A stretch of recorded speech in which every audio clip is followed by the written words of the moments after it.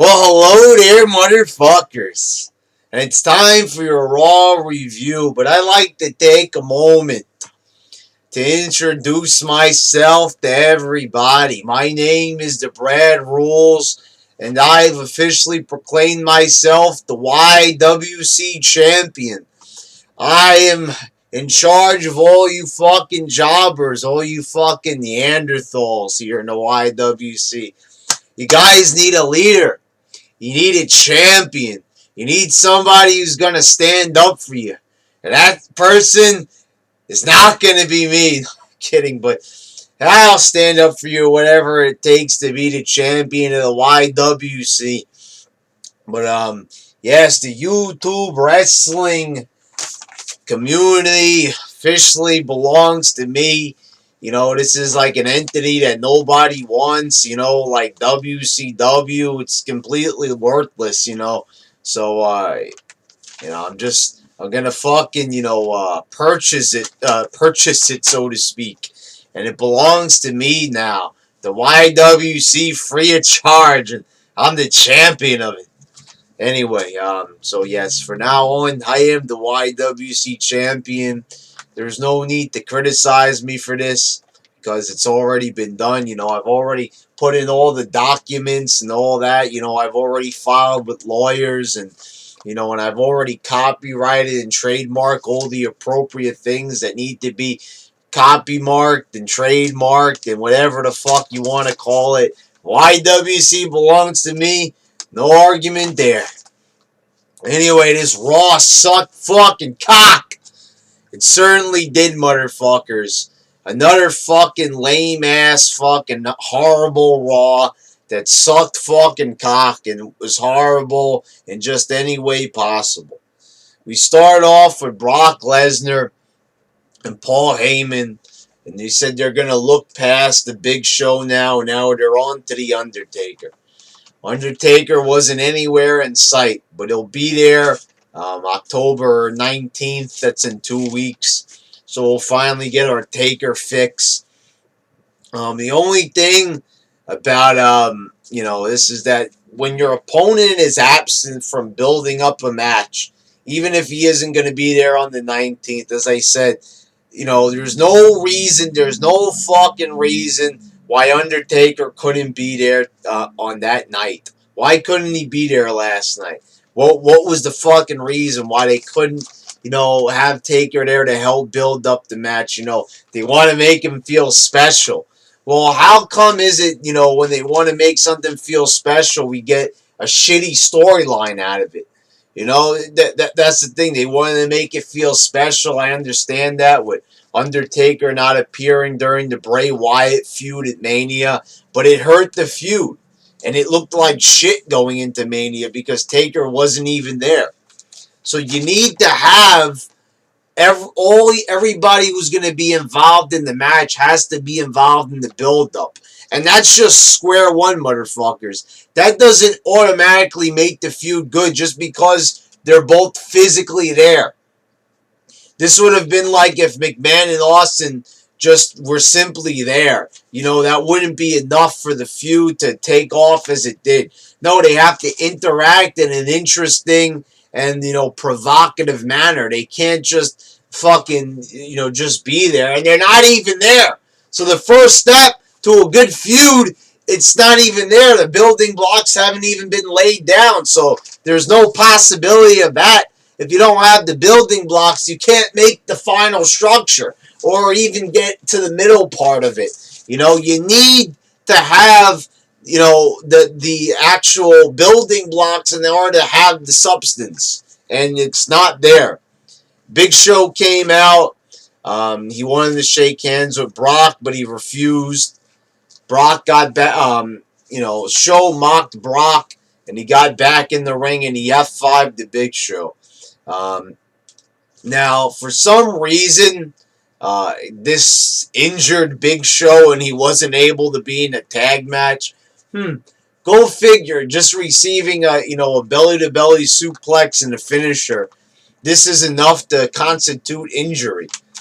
I remember the days of when, somebody would get a fucking steel chair jammed in their throat. And that was cause for injury. And we all understood that. But a simple finisher, this means that he can't help Seth Rollins, in the tag match against the Dudleys tonight. Doesn't make any fucking sense. Why would a fucking finisher, incapacitate the fucking Big Show? He's the fucking Big Show. He's the giant, 450 pounds, as they like to say. So how come a simple fucking finisher is knocking him completely out of commission?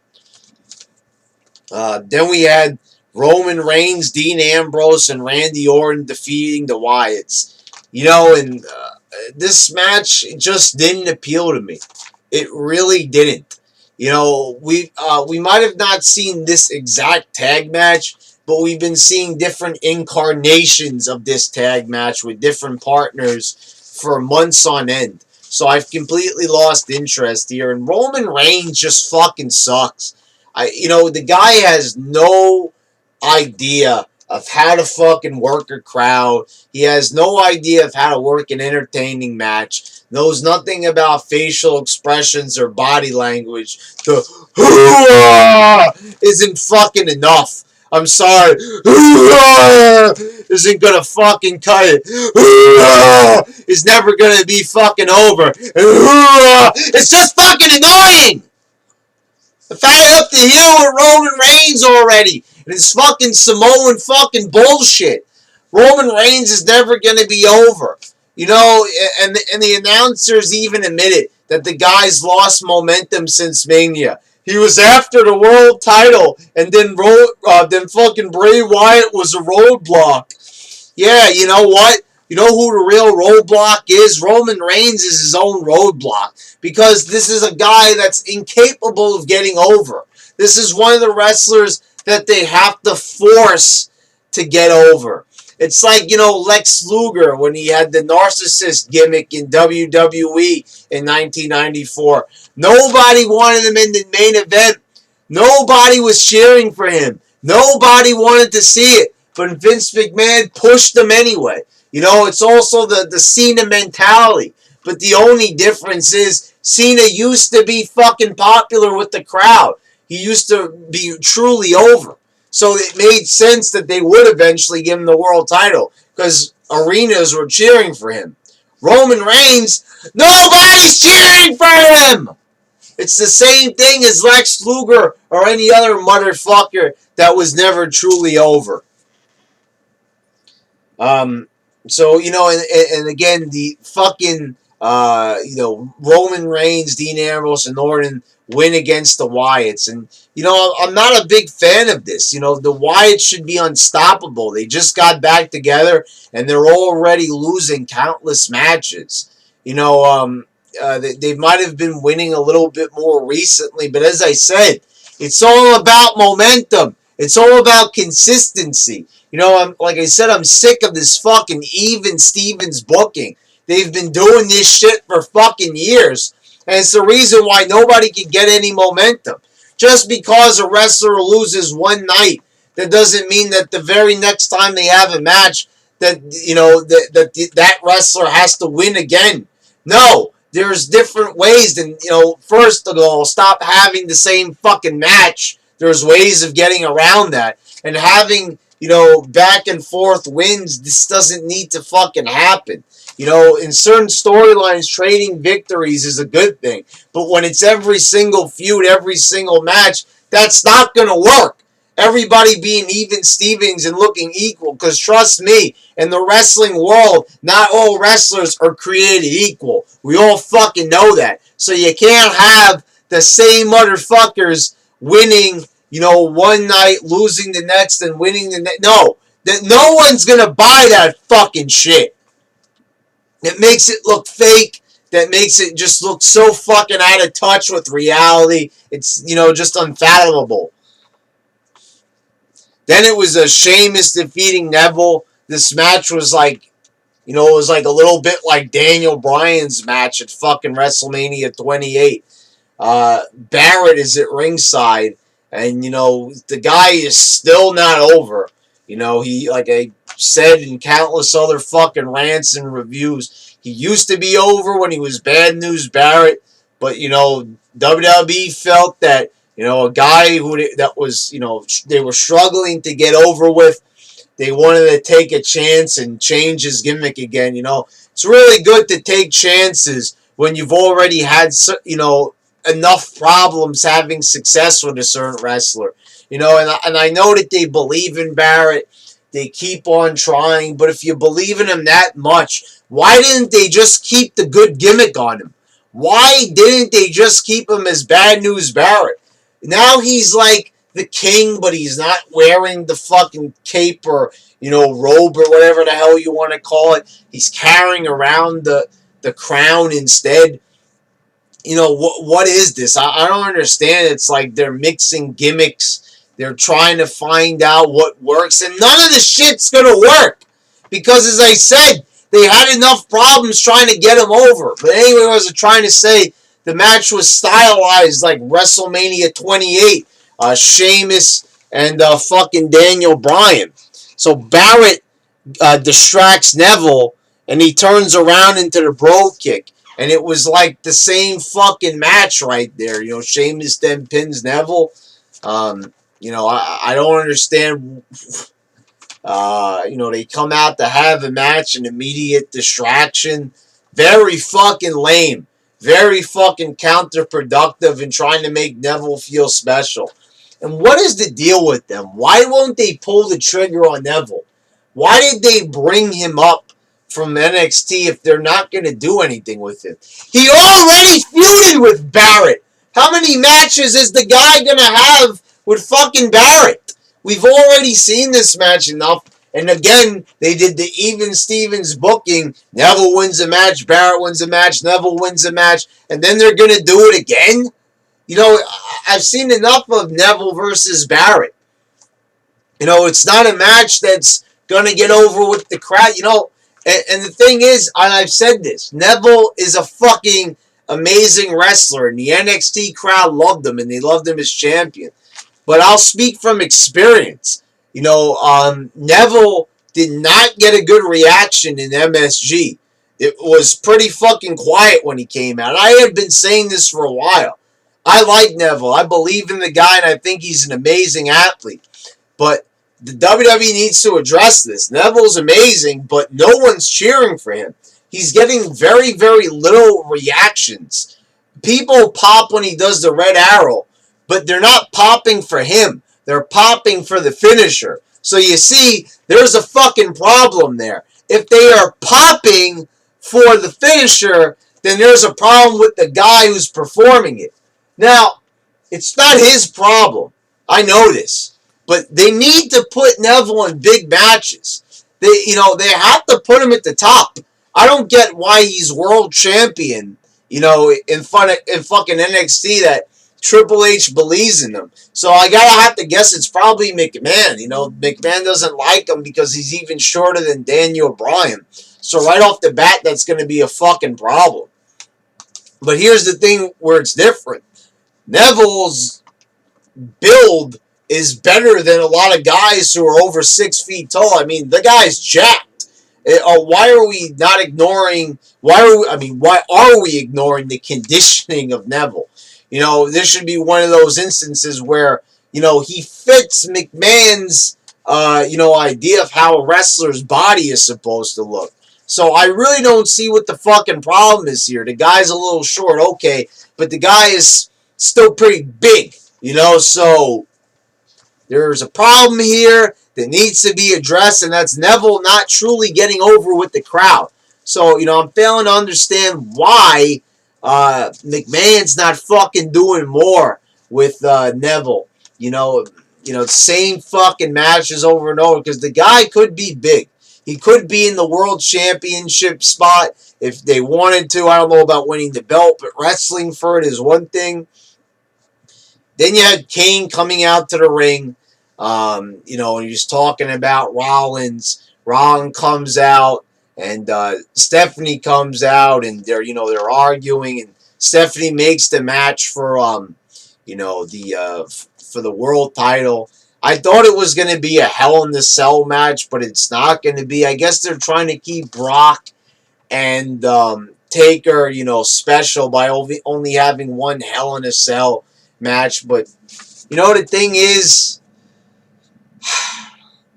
you know, it's like a Hell in a Cell pay-per-view, and they're only having one gimmick match. And you know how much more interesting the Kane Rollins match could be if it was Hell in a Cell? You know, it would be a lot better. I think it would be a little bit more bearable. There could be more things Kane could do, you know, because he's extremely limited at this point. And the fact that we have Kane, who's like 49 years old, wrestling for the world title, just because they gave him a new gimmick. I'm sorry, this is not enough to warrant Kane getting a world title shot this late in his career. And I'm going to do a separate rant on this, but you got a lot of fucking people out there in the YWC who are all of a sudden jumping on the Kane bandwagon for no fucking reason at all. You know, for years I have been talking about how Kane's got to retire. The character is stale. For God fucking sakes, the guy's put the mask on and taken it off at least 15 times already. And people want to defend and justify Kane's world title shot by saying that the guy works hard and shit like that. I don't care if he works hard. I'm going to say it right now. I believe that 90% of wrestlers work their asses off. That's good. That is so fucking true. Everybody works their asses off and all that, but it doesn't matter. Some people got talent and some people don't. You know, musicians. I'll even say it, Nicki Minaj, touring all over the place and shit like that. You know, they are working their asses off and stuff, doing all these music tours and stuff like that. But she sucks.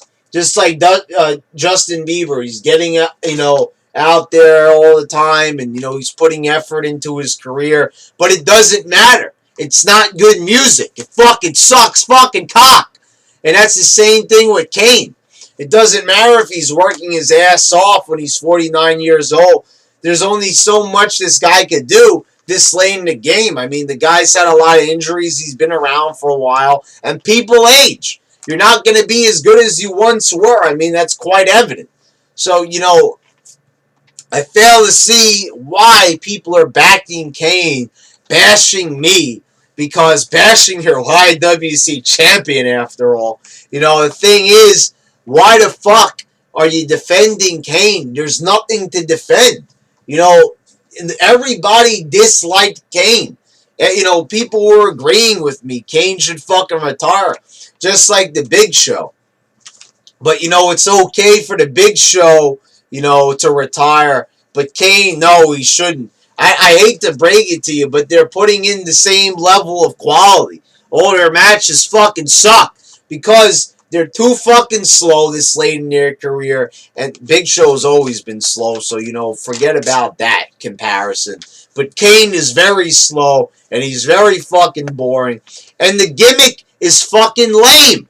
We've seen this already. I'm sorry, you know, if you didn't watch TNA when this happened. But WWE stole this fucking storyline. They did a storyline where Joseph Park, which is Abyss, and they made like a split personality. They had Abyss take off the mask, and they pretended like Joseph Park was the brother of Abyss, when he, in fact, was Abyss himself. So you see what they're doing. It's a slightly different storyline where Kane doesn't realize that he's masked Kane, you know, or he's pretending that he's not, or whatever the fuck the storyline may be. This is not enough to get over, but people are like, Kane is funny. Oh, really? Is he? I'll admit this. He is doing probably the best he can to perform such a shitty-ass role. He really is. I mean, I see he's trying, the facial expressions, they're all there. Kane's not very used to acting. He didn't really talk a lot in his fucking career until he took the mask off. And even then, he was just okay, and, you know, they didn't really have him talk all that much. So, this is probably the most promo cutting he's done in fucking years. But, you know, I think it should be a Hell in a Cell match if they're going to fucking have it at all. But they shouldn't be having it at all! Then you had Natalia defeating Paige. I was very happy to see this, and I'll be honest.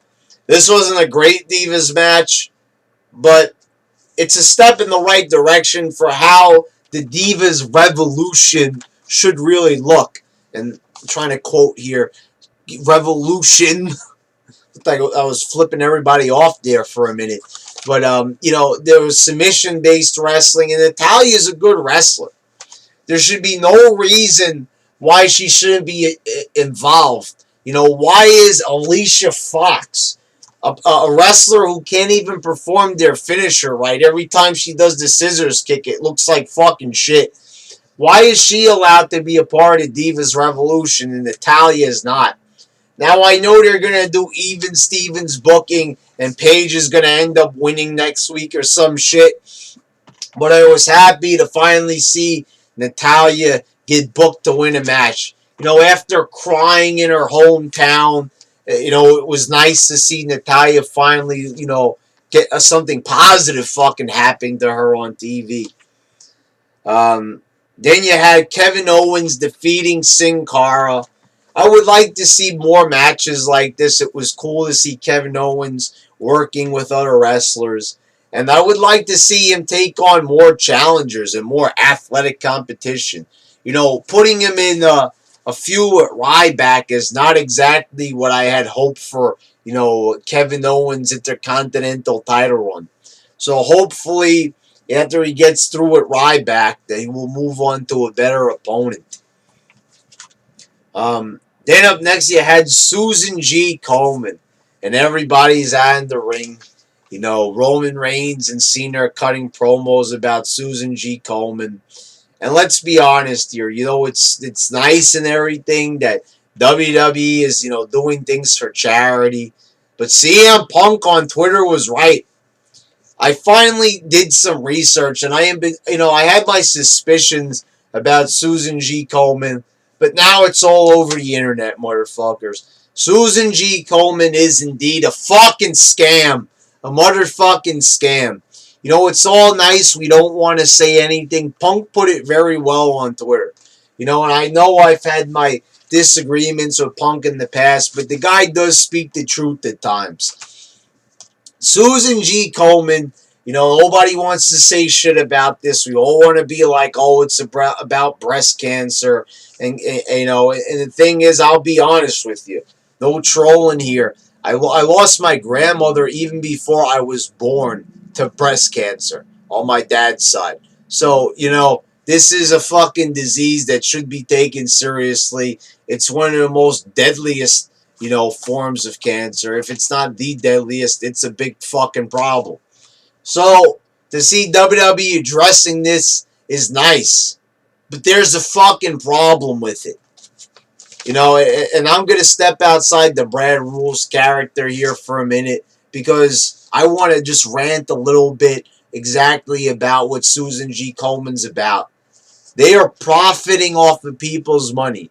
They're standing there telling people that, if you buy the gear and shit like that they are going to, give that to Susan G. KOMEN. And I'm sure WWE is doing that. They're giving to Susan G. KOMEN. I researched it. WWE is making very little money off of this.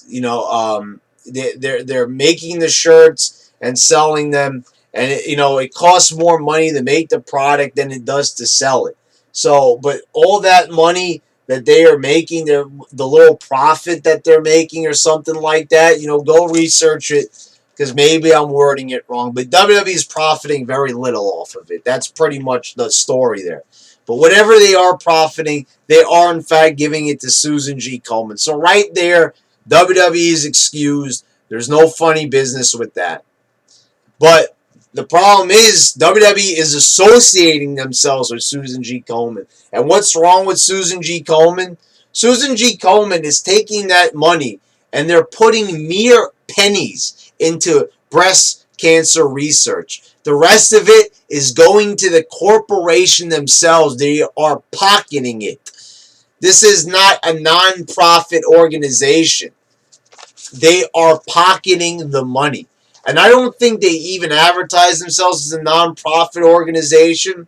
Even if they are, it's already been said. There is countless sites on the internet. Just Google it. Susan G. Komen, scam. I did it, and I found out about it. So all my suspicions were true. What I said in previous videos and Raw reviews when they did the whole Susan G. Komen thing. It is a flat-out fucking scam. They are taking the money, and they are pocketing it, and they are putting very little into breast cancer research. So there you go. So WWE should know this because they're a big corporation. McMahon should know this. But, once again, not everybody knows this. Not everybody is going to Google this. So it still makes WWE look good.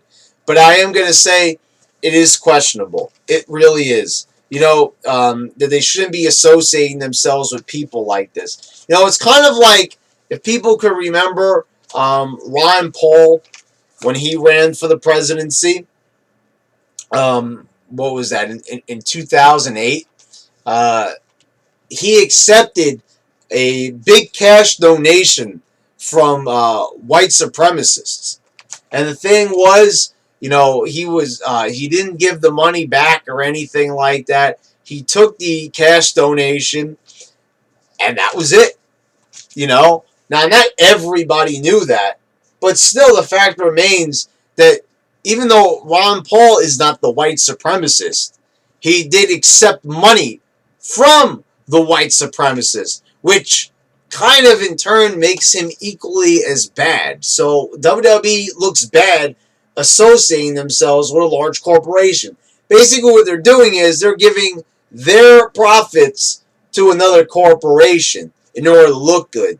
So if you research it, WWE doesn't really look that good. They might look good from the outside, but on the inside, it's pretty damn fucking ugly.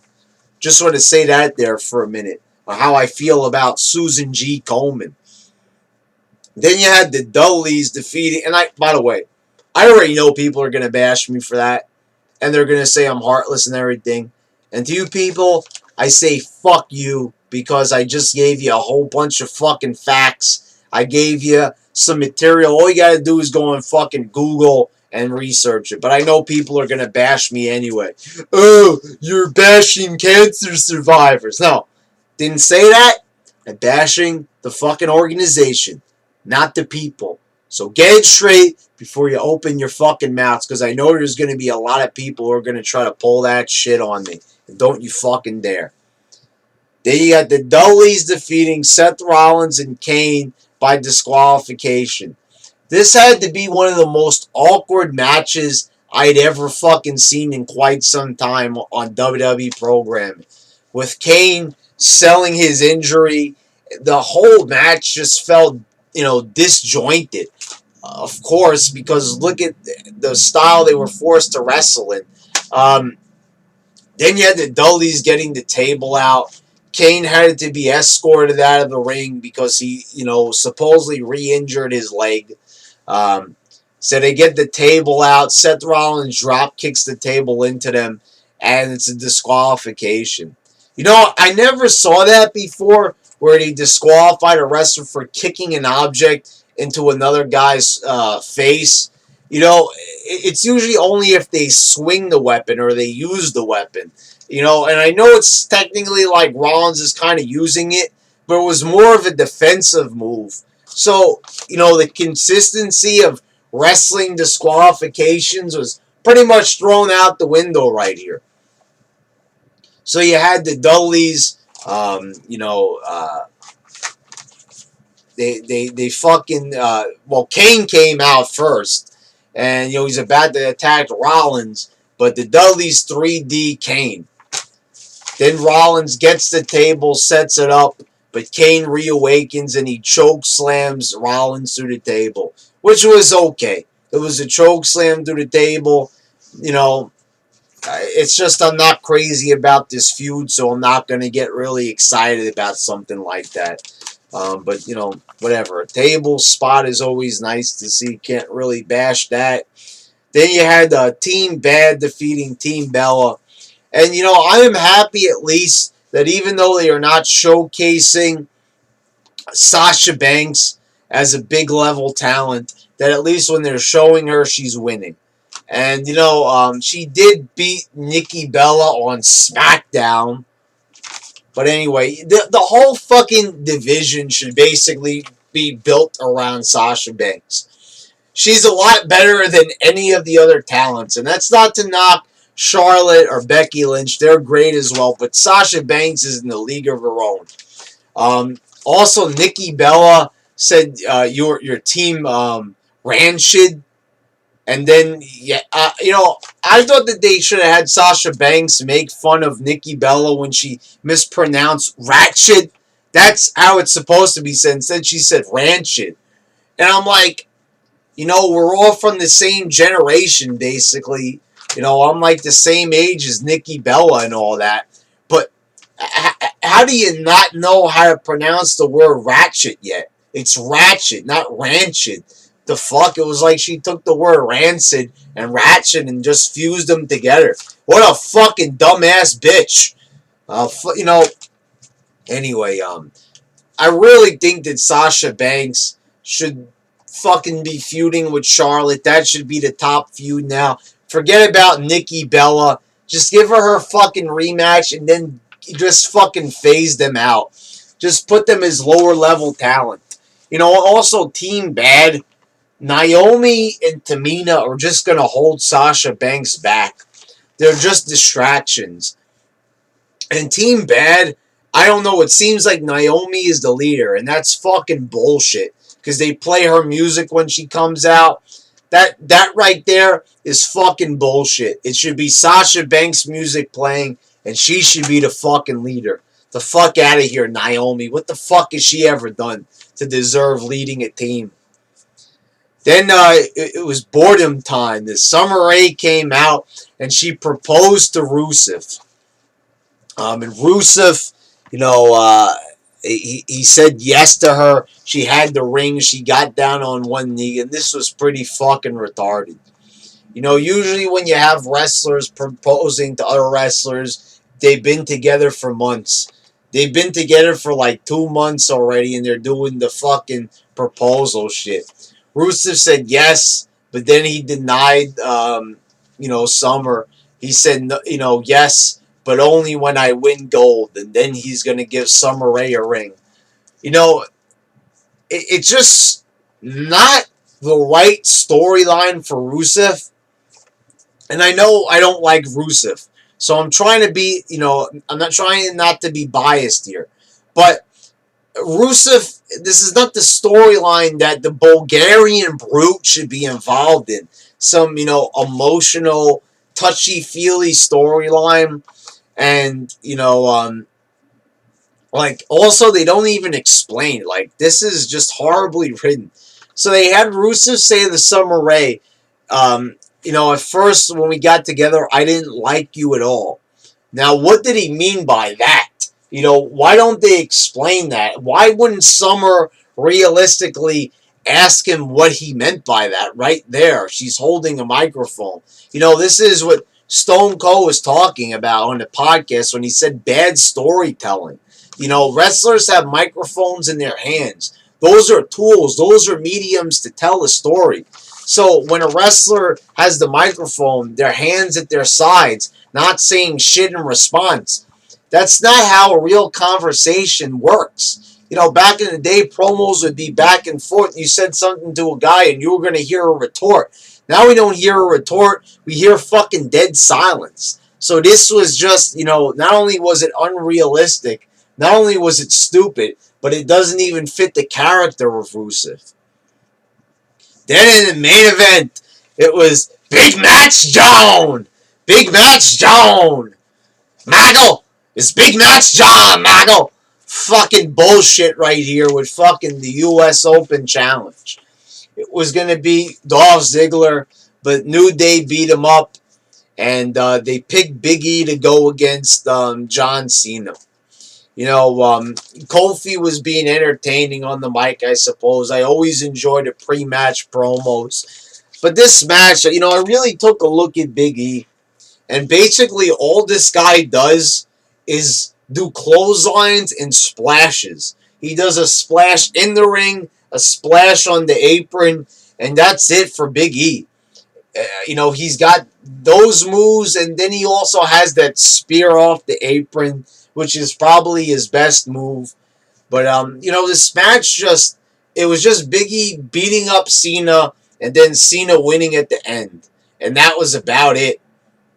At the end, you had the Dudleys coming in to save Cena, but New Day beat everybody up. And, it was good to see him look strong at the end and all that. But the match with Cena fucking sucked.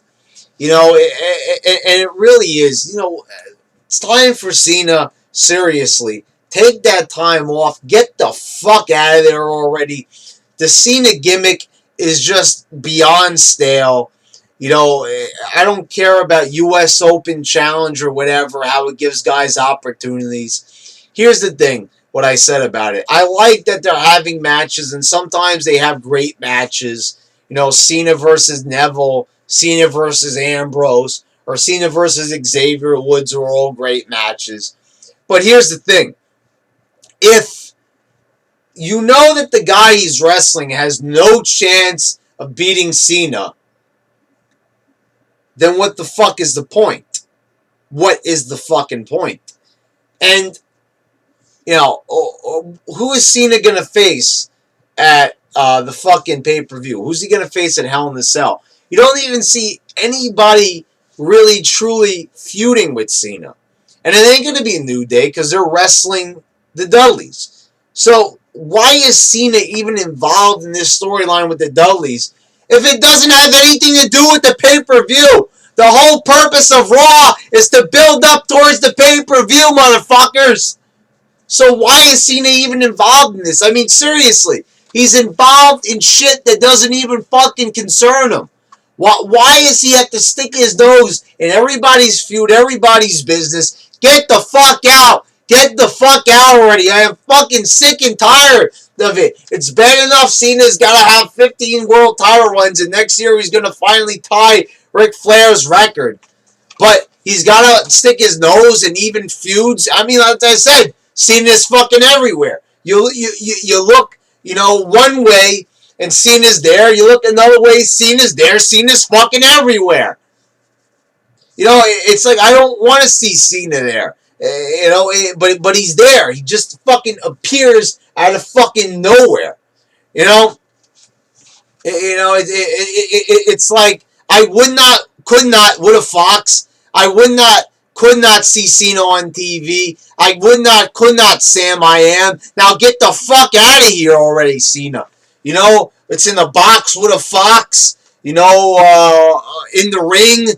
I don't fucking know. It's everywhere with fucking Cena. He's in that feud. He's in this feud. How many feuds is he going to have? Feud with Owens, feuds with Rollins, feud with New Day, all in the span of a fucking month. I mean, get this shit together already. What the fuck? Who's he feuding with? Who's he going to drop the IC title to? He better fucking drop the belt if he's going to be taking a couple of weeks off. Fuck it already. Fucking sick of it. Nobody wants to see Cena at the top. And nobody wants to see Cena all over the place. And even if he doesn't have the world title, he's still in the main event. He's still in the last match, and he still gets the spotlight. That's fucking retarded. I've just had about enough of fucking John Cena already. It's fucking bullshit. I've had it up to here with fucking Cena. Fuck off already!